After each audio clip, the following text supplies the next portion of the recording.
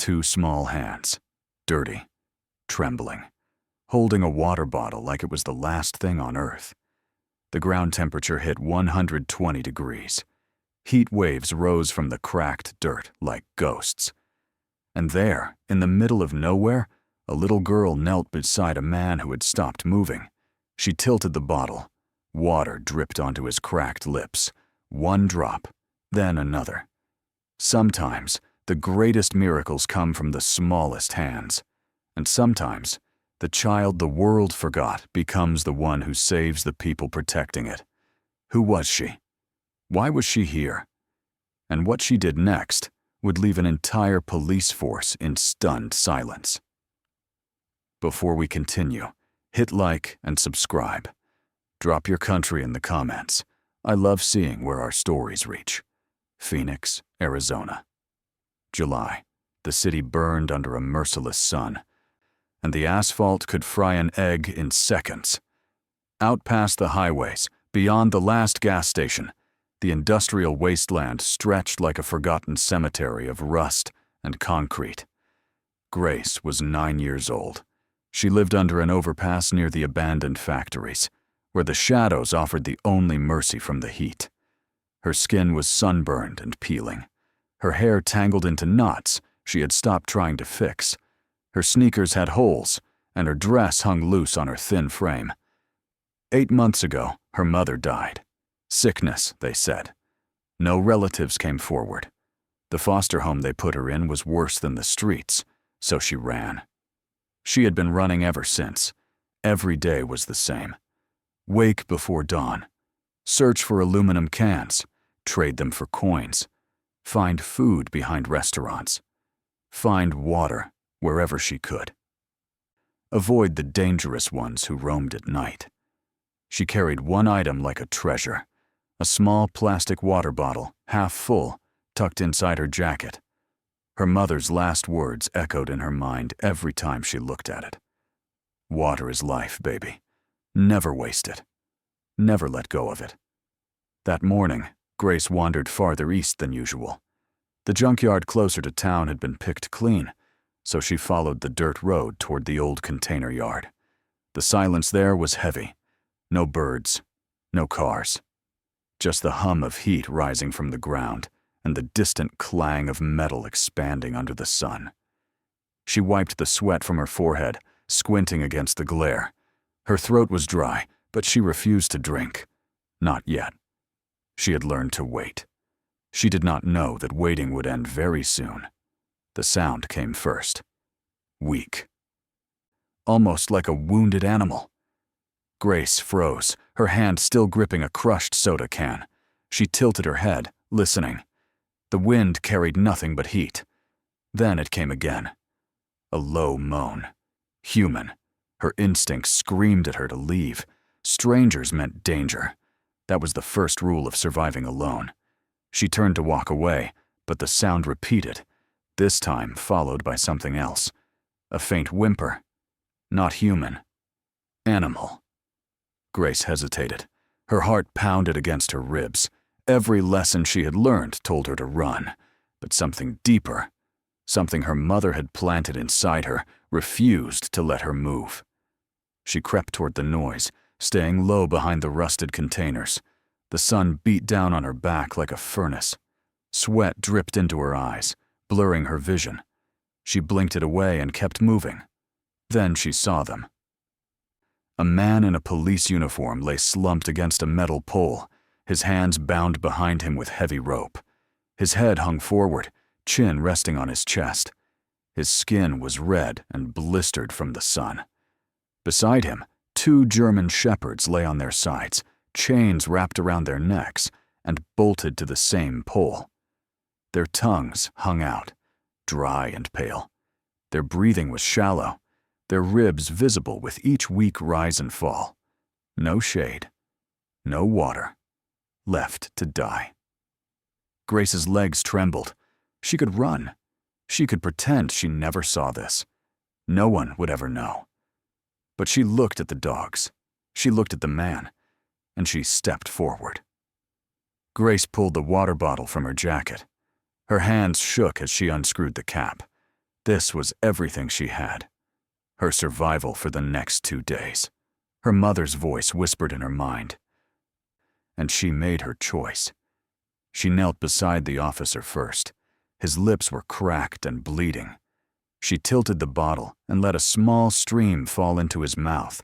He coughed weakly, and his eyes fluttered open. For a moment, he stared at her, confused, like he was looking at a mirage. The dogs, he rasped.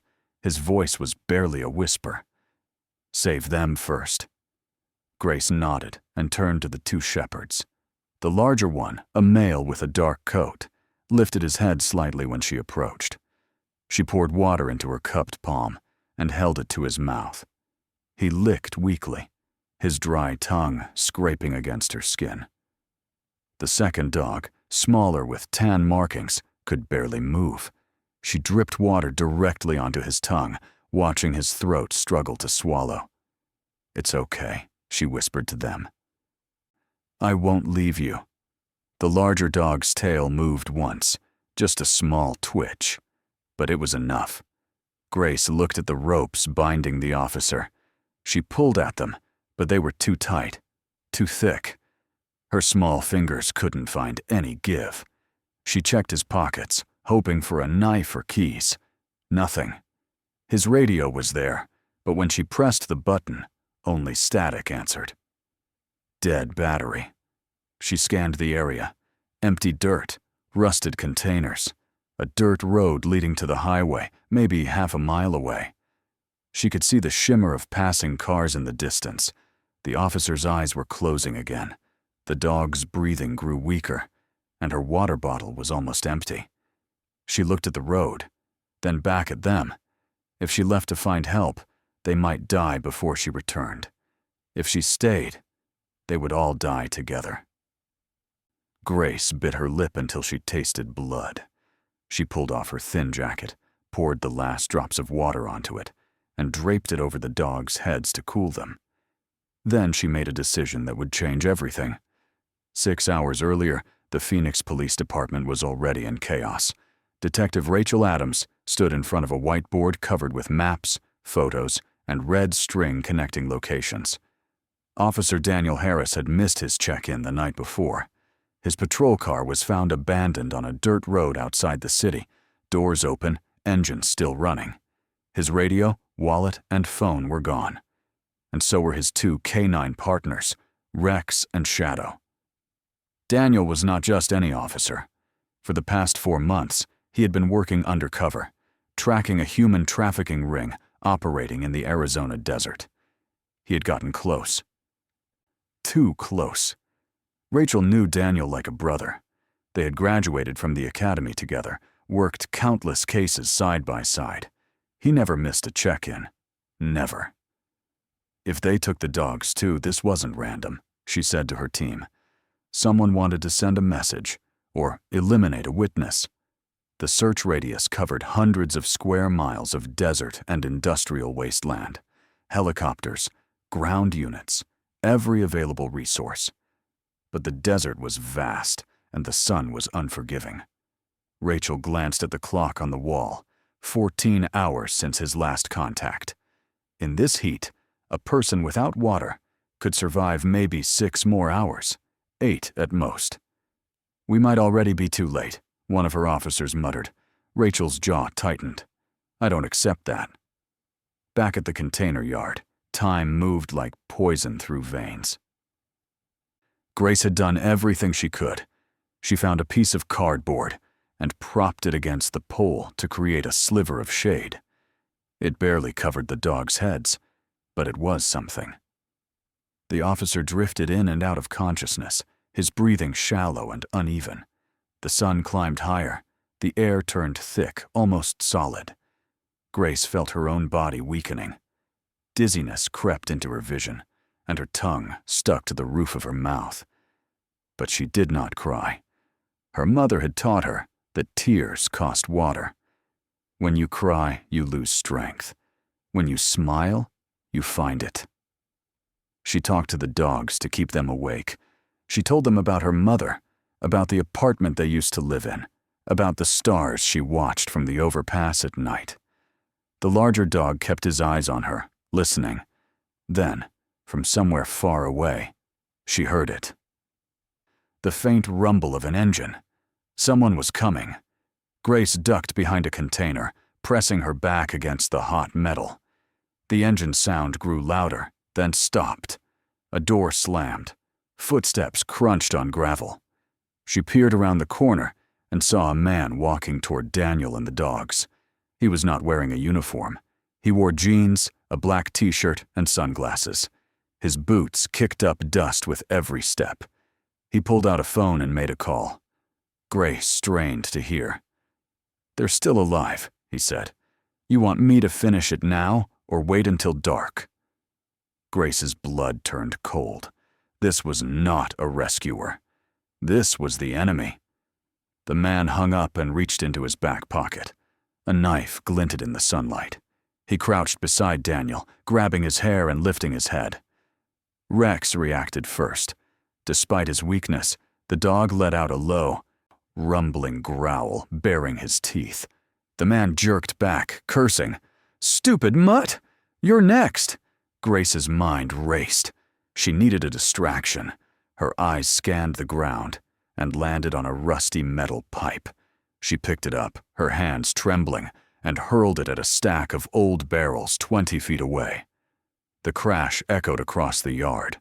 The man spun around, knife raised, searching for the source. Grace did not wait. She sprinted toward his motorcycle parked near the entrance. The worn soles of her sneakers burned against the scorching ground, but she did not stop. She reached the bike and spotted a phone in the side bag. She grabbed it. The screen was locked, but she remembered something from before. Emergency calls did not need a password. Her fingers flew across the screen. 911. 911. "What is your emergency?" Grace whispered as fast as she could, her voice shaking but clear. "There's a police officer tied up in the desert. Someone is trying to kill him. There are 2 dogs, too. Please come." "Please." The operator asked for an address. Grace did not know it. She described what she saw. Blue containers, a rusty electrical pole, mountains shaped like an arrowhead in the distance. The line went dead. The man had found her. He grabbed her arm and yanked her backward. Grace screamed, kicking and twisting, but his grip was iron. Then Shadow moved. The smaller dog, the one who could barely lift his head an hour ago, lunged forward with everything he had left. His chain pulled tight, but his teeth found the man's ankle. He bit down hard and did not let go. The man howled in pain, releasing Grace. She ran. She did not look back. She spotted a drainage pipe half buried in the dirt and dove inside, crawling into the darkness. The man searched for her, limping and cursing, but the pipe was too narrow for him to follow. After a few minutes, she heard his motorcycle roar to life and fade into the distance. Grace lay in the pipe, gasping for breath, her heart slamming against her chest. The call had been made, but would they arrive in time? And what had Shadow sacrificed to save her?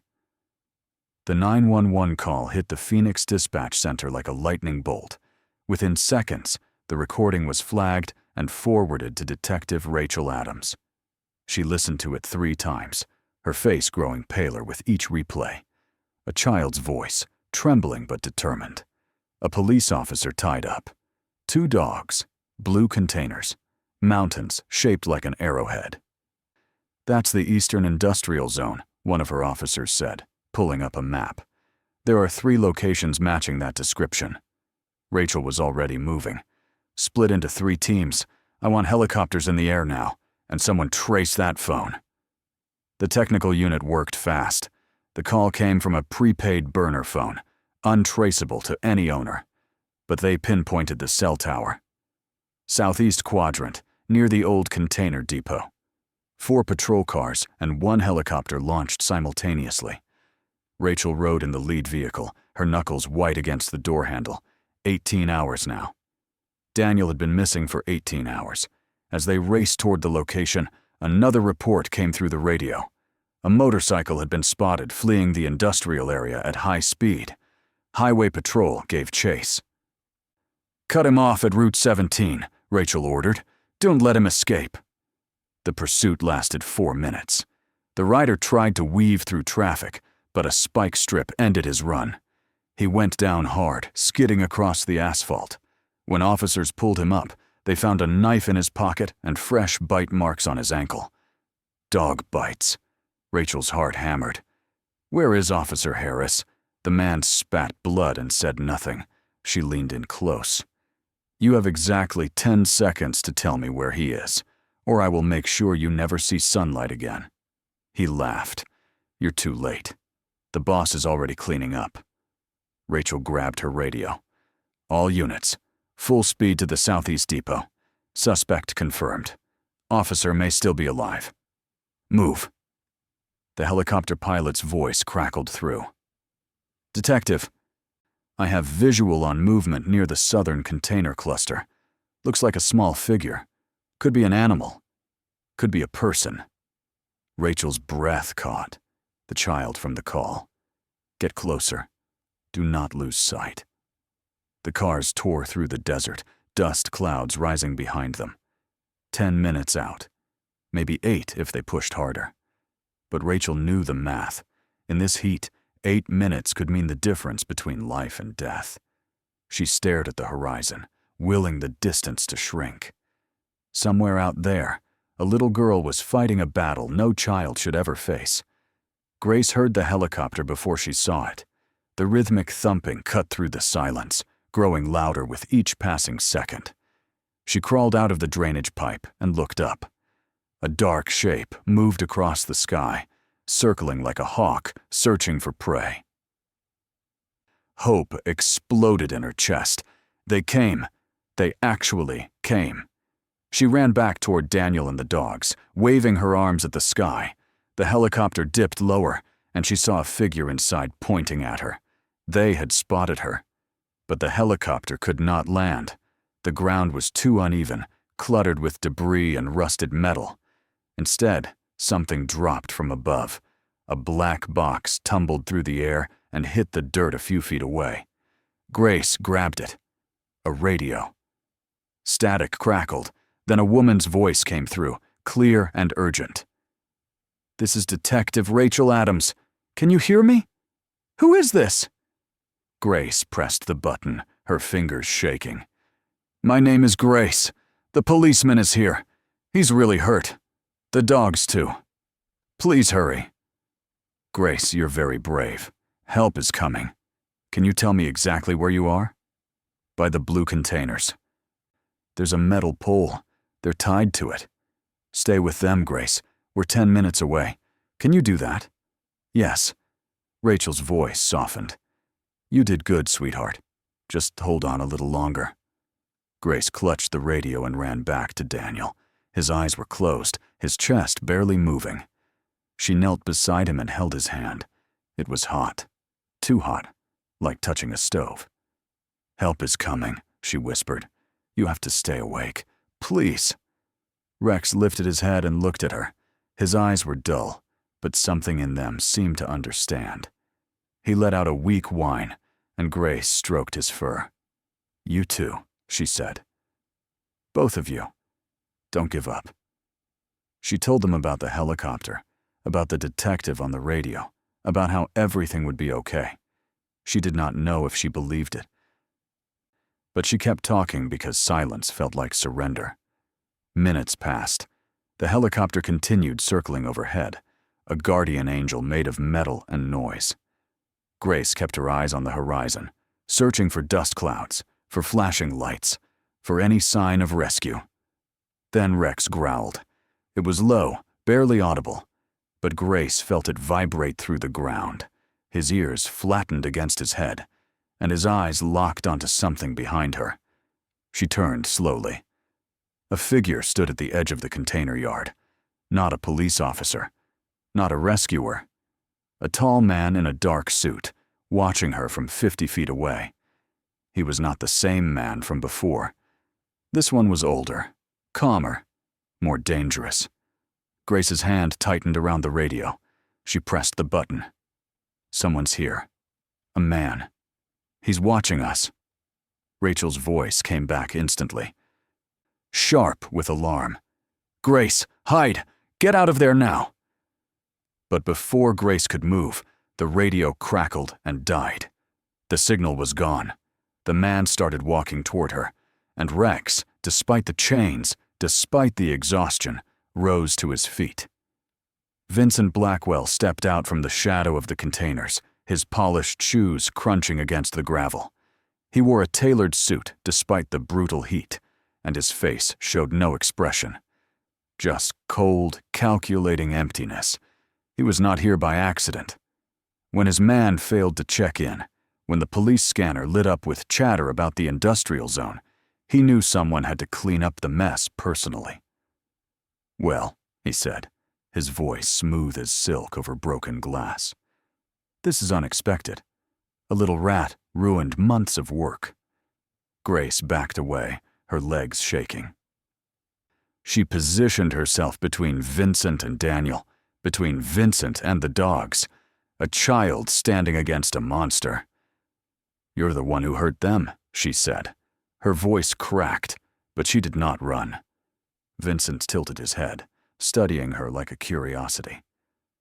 "And who are you? Some street orphan playing hero? Leave them alone." He laughed. It was a hollow sound, devoid of warmth. "Do you know what your friend there discovered? He found my operation. My business. 23 children ready for transport, and he was going to ruin everything." He pulled a gun from inside his jacket. "I don't leave loose ends," Rex snarled, straining against his chain. Shadow struggled to rise beside him, both dogs baring their teeth despite their exhaustion. Vincent aimed the gun at Daniel's head. "The cop dies first, then the dogs, then you." Grace did not think. She screamed and threw herself in front of Daniel, spreading her arms wide. "No, please! Kill me instead! Just let them live!" Vincent paused. For a moment, something flickered in his eyes. Surprise, perhaps, or curiosity at a child willing to die for strangers. "Why?" he asked. "You don't even know him."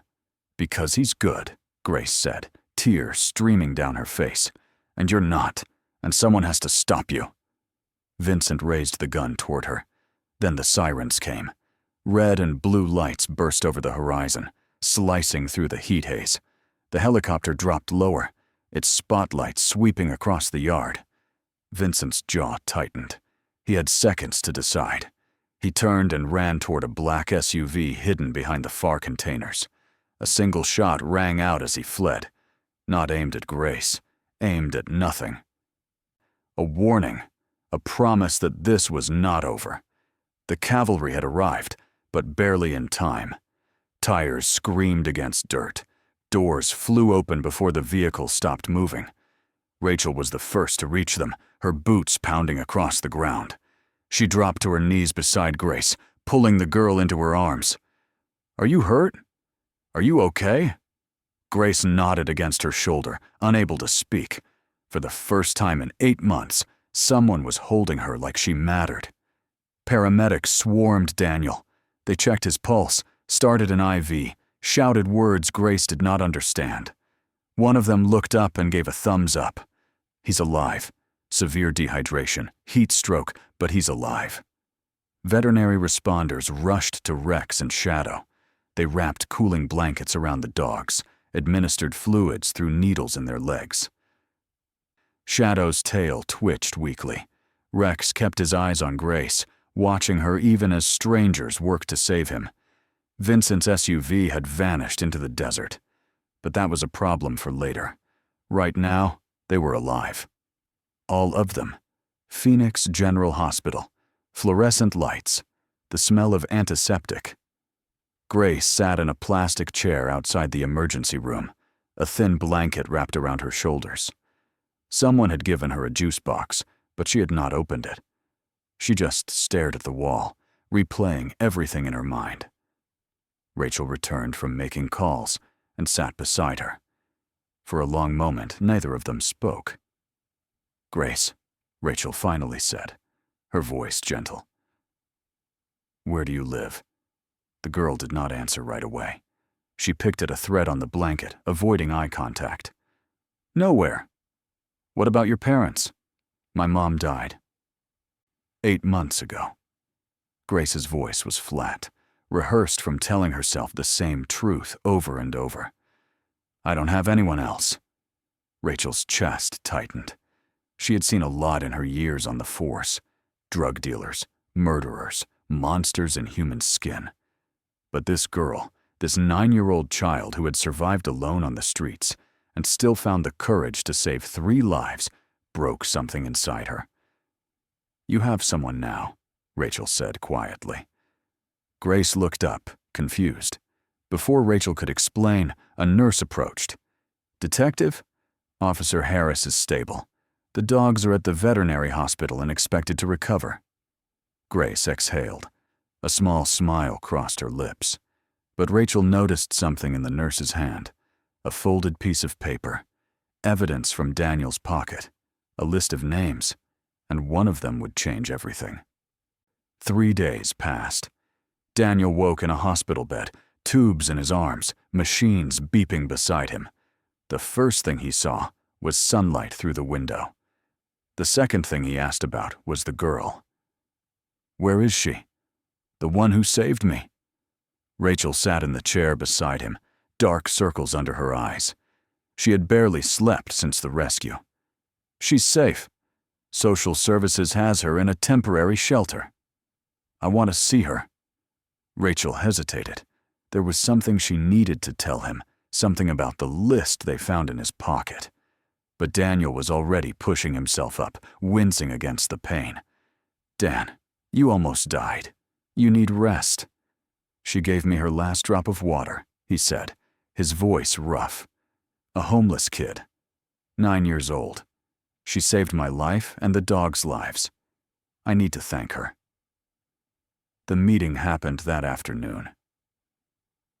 Grace walked into the hospital room slowly, unsure of herself.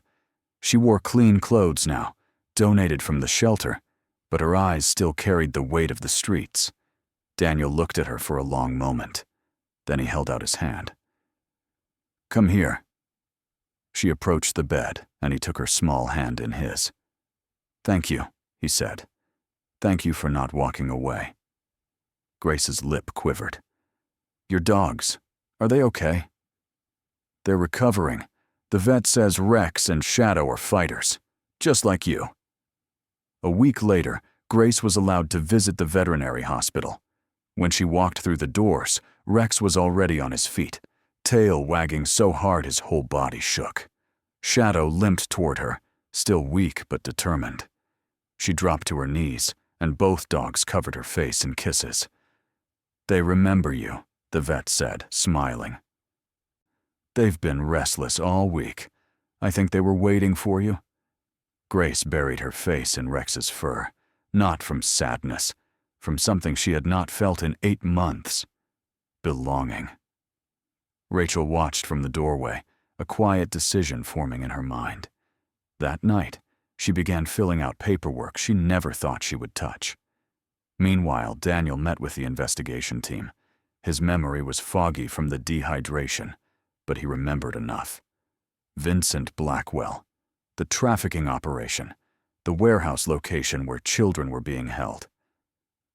There are at least 23 kids in that facility, Daniel said. If we don't move fast, Blackwell will relocate them. Or worse. Rachel nodded grimly. We're building the case, but Blackwell has lawyers, connections, money.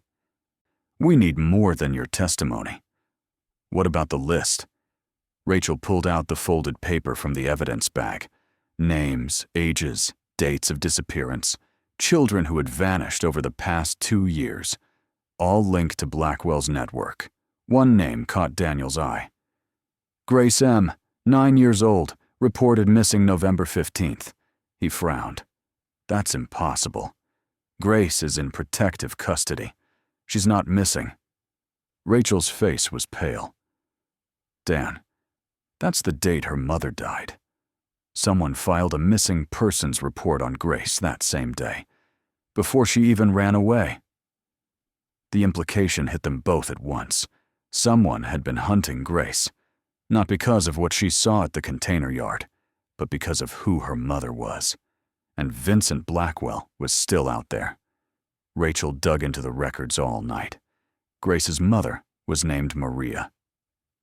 2 years ago, she had witnessed something she was never supposed to see. A transaction at the docks, children being loaded into a shipping container. She went to the police, gave a statement, and was placed in witness protection. But the protection failed. Someone leaked her location.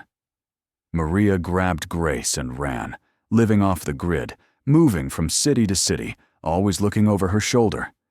When they finally settled in Phoenix, she thought they were safe. She was wrong. Maria did not die from sickness. The medical examiner's report, buried under bureaucratic neglect, showed traces of poison in her system. Someone had found them. Someone had silenced her. The day Maria died, Grace was out scavenging for food. When she came back, her mother was already gone. No one explained what happened.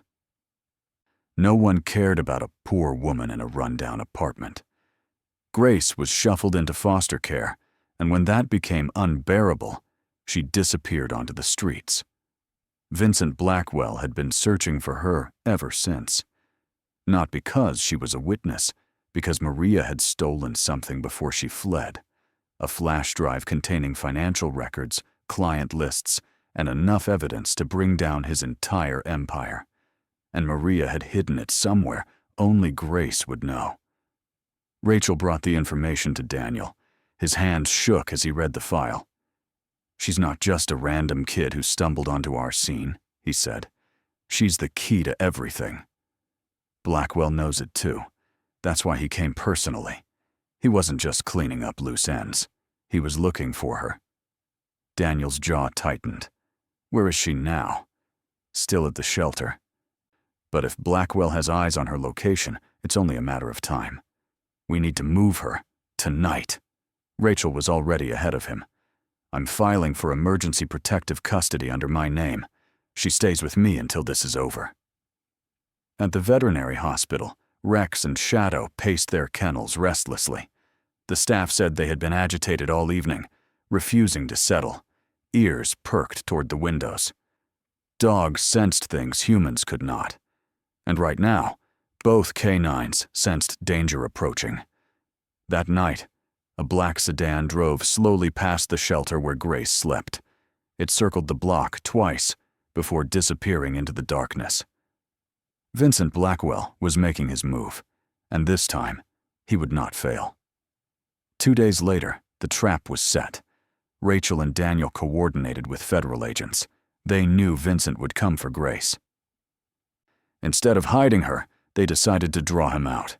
A public park in broad daylight, surrounded by undercover officers. Grace agreed to be the bait. "Are you sure about this?" Rachel asked her that morning. "You don't have to do this." Grace looked at her with eyes too old for her face. "He killed my mom. I want to see him get caught." The park was busy with families and joggers, none of them aware of the operation unfolding around them. Grace sat on a bench near the fountain, pretending to read a book. Rachel watched from a van 50 yards away. Daniel waited nearby with Rex and Shadow, both dogs cleared for limited duty after 3 weeks of recovery. Vincent arrived at noon. He came with 4 men, spreading out across the park like shadows. He walked directly toward Grace, his confidence absolute. "Hello again," he said, sitting beside her. "You've caused me a lot of trouble." Grace did not flinch. "Good." Vincent smiled coldly. "Your mother stole something from me, a flash drive. Tell me where it is, and I'll make this painless." "I don't know what you're talking about." "Don't lie to me, child. Maria hid it somewhere. A safety deposit box, a secret location. Something. You're the only one who would know." Grace's hands tightened on the book, but her voice stayed steady. "Even if I knew, I'd never tell you." Vincent's smile vanished. He grabbed her wrist. "Then you're coming with me." Rachel's voice crackled through the earpiece. "All units move. Now!" Officers emerged from every direction. Vincent yanked Grace to her feet, pulling a gun and pressing it against her temple. His men drew their weapons. Chaos erupted. "Back off!" Vincent shouted. "Or she dies." Everyone froze. The standoff stretched for seconds that felt like hours. Then Rex broke free from Daniel's grip. The dog sprinted across the grass, silent and fast as a bullet. Vincent saw him too late. Rex launched himself at Vincent's gun arm, jaws clamping down with crushing force. The weapon flew from his hand. Shadow followed, slamming into Vincent's legs and bringing him down. Both dogs pinned him to the ground, snarling inches from his face. Grace stumbled backward, and Rachel caught her, pulling her to safety. Vincent's men tried to run, but the undercover officers cut them off. Gunfire crackled across the park. One suspect went down, then another. Within 90 seconds, it was over. Daniel walked up to Vincent, who lay bleeding and cursing beneath the two K9s. "They're not just dogs," Daniel said quietly. "They're family." He snapped the handcuffs around Vincent's wrists. In the chaos, a stray bullet had grazed Shadow's hind leg. Blood dripped onto the grass, but his tail still wagged when Grace knelt beside him. 2 weeks later, the courtroom was packed. Vincent Blackwell sat behind the defense table, his expensive lawyers flanking him like vultures. But no amount of money could erase the evidence. Daniel's testimony, the rescued children's statements, the financial records recovered from Maria's flash drive, which Grace had finally remembered. Her mother had hidden it inside a stuffed rabbit, the only toy Grace kept from their old life. 47 pages of charges: human trafficking, murder, attempted murder, conspiracy. The list went on. The jury deliberated for less than 4 hours.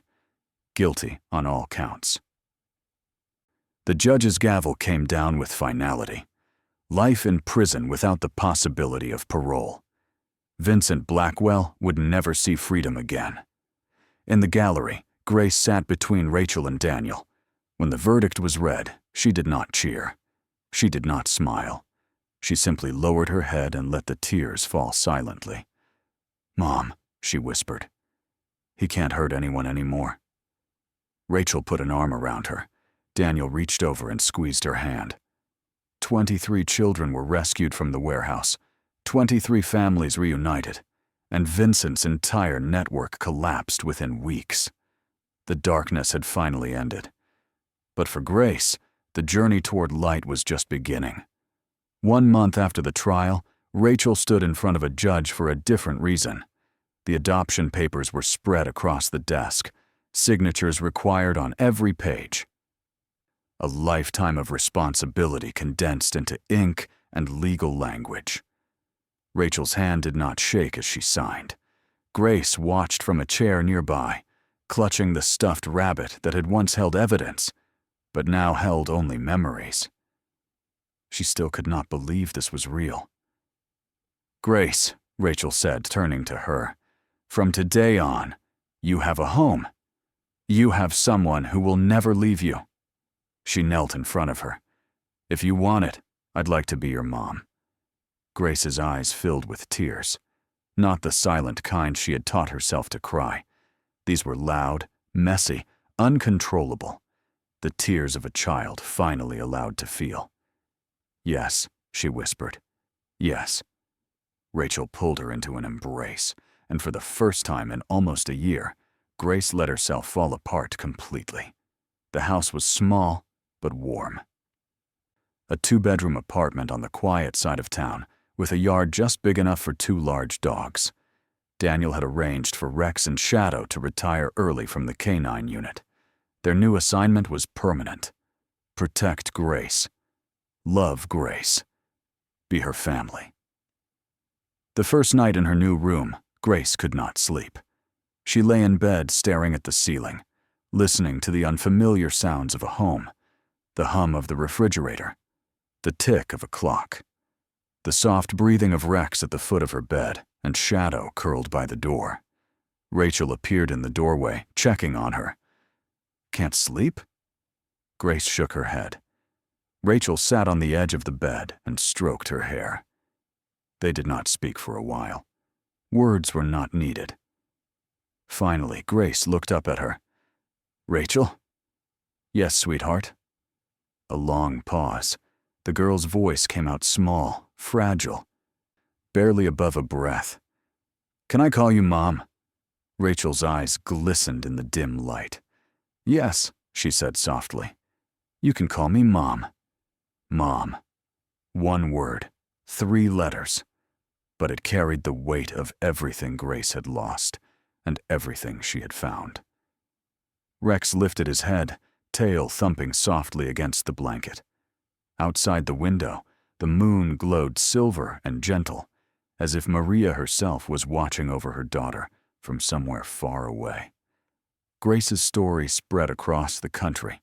News outlets called her a hero. Strangers sent letters of support. But none of that mattered to her. What mattered was breakfast with Mom, walks in the park with Rex and Shadow, visits from Daniel, who became the closest thing to an uncle she ever had. Sometimes, miracles do not come from the sky. They come from the smallest hands reaching out when it would be easier to walk away. They come from hearts that refuse to stop hoping, even when hope seems foolish. Grace found a family. Rex and Shadow found a home. And the world, for all its darkness, still has room for light. All it takes is one act of kindness to change everything.